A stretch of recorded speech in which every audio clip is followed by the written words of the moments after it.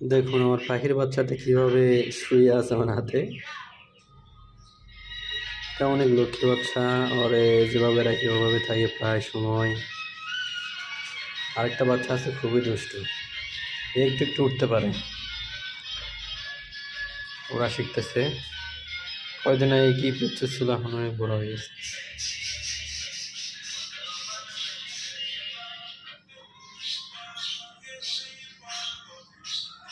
কিন্তু আমার পাখির বাচ্চাটার একটা সমস্যা হয়েছে। সমস্যাটা হলো বাচ্চাটার ঠোঁটের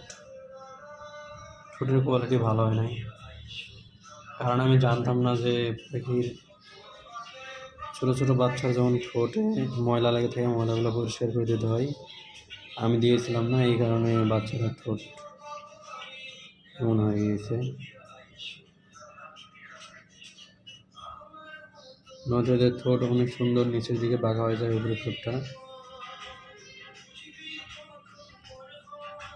আমি আগে জানতাম না যে এদের ঠোঁটে বা পায়ে ময়লা লেগে থাকলে সাফ করে দিতে হবে, পরিষ্কার করে দিতে হবে। আমি না দেওয়ার কারণেই আমার এই অপূর্ব সুন্দর পাখির বাচ্চাটার ঠোঁট এমন হয়ে গেছে। তো আপনারা যারা আমার মধ্যে ঠিক বাজিকার পাখি পালবেন এবং ডিম বাচ্চা করাবেন, দেখবেন বাচ্চারে ঠিকভাবে টেক কেয়ার করবেন, তাহলে সুন্দর সুন্দর বাচ্চা পাবেন, কোয়ালিটি ফুল।